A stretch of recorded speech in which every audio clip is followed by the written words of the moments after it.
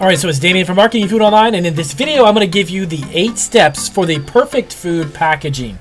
If you're a beginner and you're looking to get into the packaged food business, creating maybe a snack, a trail mix, maybe even some meat jerky, I'm going to give you 8 pointers to make sure that your packaging not only stands out, but also follows the FDA guidelines on what is expected to be on your packaging.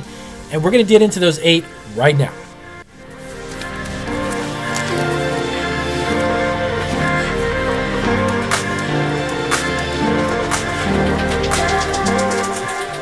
All right, so welcome back, and in this video I'm going to go through a really quick list, a really quick video, but it's going to be really informative to give you 8 aspects of food packaging to get the beginner. If you're just starting out, if you've already got your packaged food product, then you're probably already familiar with these 8 steps, but I'm going to give the beginner food entrepreneur a great stepping point for you to understand what really makes a good food packaging if you're deciding on how to create one for your trail mix, or maybe for your snack, or maybe for your meat jerky, or whatever it may be. And these 8 things are going to definitely be really good for you to do. But before we do, as always, welcome to Marketing Food Online. We are YouTube's premier food entrepreneur channel.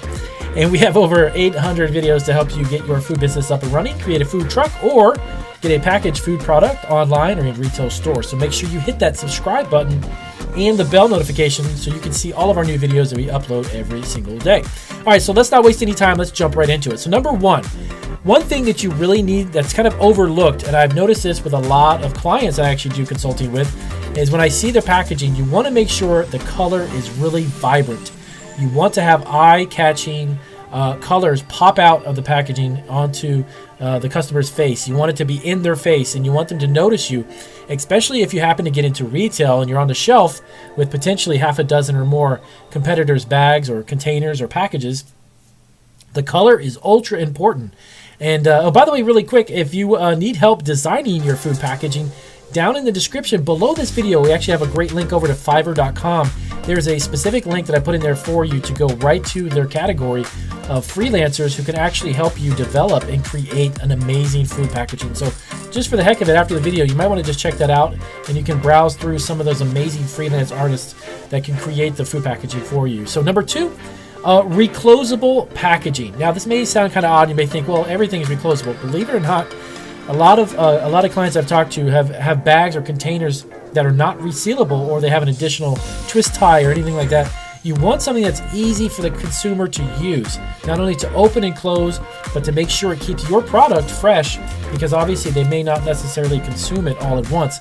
So making sure that it's definitely reclosable and can keep the freshness of the product for a while, because customers have a tendency to, of course, eat things over time, and very few packaging, unless they're really, really small in individual sizes, have that reclosable package. So make sure you've got it to where it's easily resealable, okay? Number 3, the size. This is really, really interesting. I spoke to a client recently in regards to his packaging, and he wanted to offer it in about like a 1 pound and over, 1 pound and even 2 pound packaging. And that particular product on the market as it is right now is actually on the shelves at around 8 to 10 to 11 ounces. But he wanted to offer it for a pound and more. And to be honest with you, when it comes to the size of the packaging, you don't have to reinvent the wheel with this one, okay? Especially if you're a beginner and you're new to this. Just, you want to emulate or at least keep it within the range of what's already on the market, okay? Unless obviously you're selling it in wholesale or you're selling it in bulk specifically. The size of the packaging wants to be pretty much similar to what's on the market, because your price point needs to be similar as well, okay? If you're making something that's, let's just say, a trail mix, and it's normally about a 10 or 11 or 12 ounces, if you go to like a 16 ounce or even 32 ounce, two pound bag, on the shelf, you got to keep in mind the retailers only have so much space on the shelf. So you want to maintain that size very similar to what is in the marketplace for your particular item. So if it happens to be, as an example, trail mix, then trail mix, you want to maintain that 10, 12 ounce, somewhere in that range. If you go above it, some retailers may be turned off by that, and they're not going to bring your product on board. They're not going to sell them in their store. Okay, so keeping your size of the packaging relative to what's already on the market is a great idea. Number 4, nutritional analysis. Yes, every product that's sold in retail stores that's got food, obviously in the container or packaging, you need to have nutritional analysis. Now, you can actually check out recipal.com. And again, I'll have a link down below for Recipal. This is really cool. This is a website where you can go to and type in your recipe for an actual product, and it will dish out to you an entire FDA compliant label that has all the nutritional analysis broken down, the fat, the carbohydrates, and such. So keep in mind, you gotta have the nutritional analysis on there. Number 5, allergen warning. Make sure that you follow the FDA guidelines in regards to what is required for allergen warning. You need to make sure that those allergens are on the packaging. You don't want anybody to obviously bite into a product that they can have an allergic reaction to because you didn't have it on the label. That's going to pose a serious problem. Number 6, this is really for, specifically number 6 is for retail packages.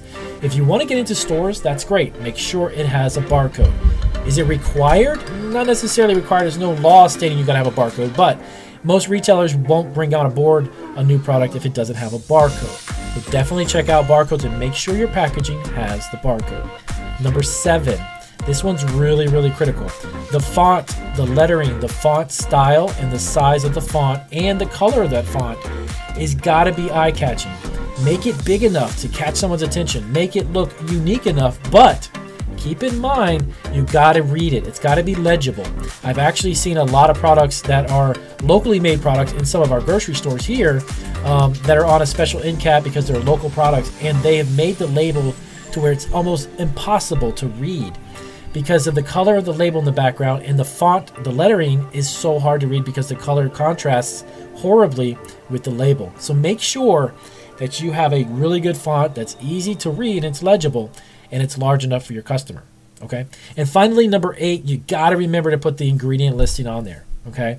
And of course, remember how this works. This is for beginners, of course. Again, if you're new to this, your ingredient listing needs to be the most used ingredients down to the most least. Okay. So whatever your ingredient list happens to be, make sure you put the most prominent, most used ingredient at the beginning and then the least near the end. Okay. So these are 8 particular things that are ultra important for you to have a great food packaging. Make sure that it's very vibrant in color, gets people's attention, but you also need to follow those FDA guidelines to be safe. Okay. So if you have any questions about food packaging or food labeling, check out down below, leave us a question, leave us a comment, and we'll definitely hop on that on our next video for our subscriber questions.